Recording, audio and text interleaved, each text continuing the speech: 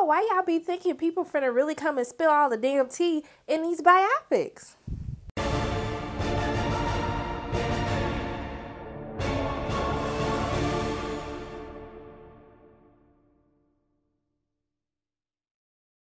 Hey everyone, it's Shriner from Pay or Wait, and today I'm going to be reviewing Bohemian Rhapsody, which is directed by Bryan Singer, and it stars Rami Malek, who plays Freddie Mercury. And so basically this movie chronicles the beginning of how Queen came to be, going all the way up to their 1985 Live 8 performance, which was like one of their greatest performances of all time.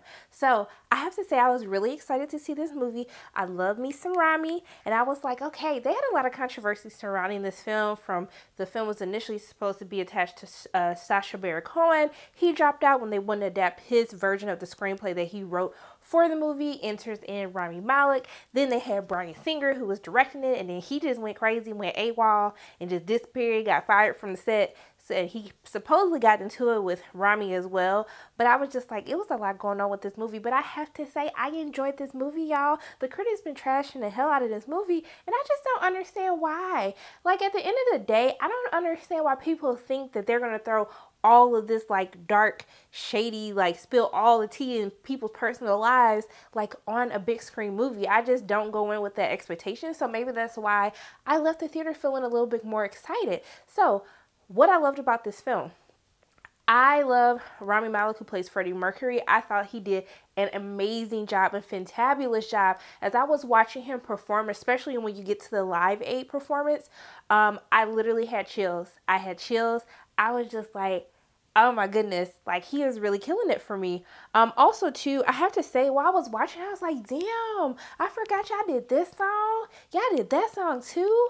And what I think that the movie does well is how it introduces kind of like how they came to these ideas on how to do these songs, how they came up with Bohemian Rhapsody or We Will Rock You. I thought it was very interesting how, you know, they could be like a fight or a discussion that they're having, or, hey, we want to just do this differently. I thought it was really cool in how those moments kind of led into the songs that they created.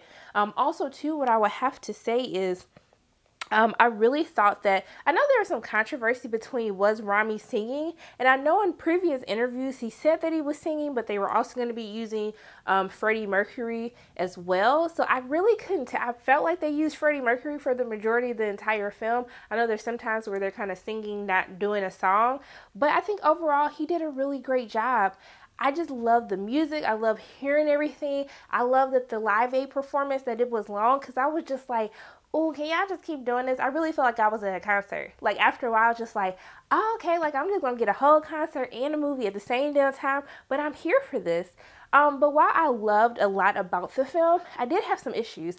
I felt as though that, I know Freddie Mercury is well known, well beloved, but I felt as though that this was more of a Freddie Mercury biopic than necessarily a Queen biopic. And what I will say about that is, while Freddie Mercury is probably one of the most recognizable members of Queen, I still felt as though I wanted to learn more about the other members, like what they were dealing with. Like, you would just see someone, they'll be singing and they pop back up like, oh, you married with kids now? Like, when did that happen? I don't understand. Also too, I did think that the pacing got a little bit slow once they kind of go into what happens with Freddie Mercury when he kind of did his solo albums. I was just like, okay, y'all could have wrapped this up a little bit quicker, but I was just like, I'm okay, I'll sit here and watch it, but it did get a little long for me. Also too, what I will have to say is, even though the pacing was slow in the middle of the film, I didn't feel as though that this is like over a 2-hour movie. I like literally, I was like, damn, this movie over already? Like, what happened? Like, I was jamming, I was getting to the songs and stuff. I was just like, I wasn't ready for this to end. So for me, I had a great time. Did I learn anything more about Queen than what I already knew before? It's more like a high level overview of Queen, okay? I don't think that you're going to go in learning anything more than what you knew before. What I will say is, I do appreciate it that they did address the sexuality of Freddie Mercury, about him being bisexual. A lot of people were trying to say that they don't talk about that. I'm like, why y'all sitting up here lying? Have you seen the movie yet? Because obviously they talked about it. So I did like that they didn't try to sugarcoat a lot of things throughout the film. And so for me and my coins, I'm gonna have to say that you pay, because if you want to hear some Queen songs, if you want to be listening to that soundtrack to the end of time, because that's all I've been listening to since I've seen this movie, I'm gonna say you spend your coins on this, that you should pay to go see this film in theaters. I had a great time. I don't know what everybody else talking about. If you just want to hear some good music, you want to see Rami Malek act his ass off, then this is the movie for you. So my name is Sharana from Pay Your Weights, and those are my thoughts on Bohemian Rhapsody. As always, if you like what you saw today, make sure you hit the like button, hit subscribe, share this video with your friends, and make sure you hit that notification bell, and I will see you soon.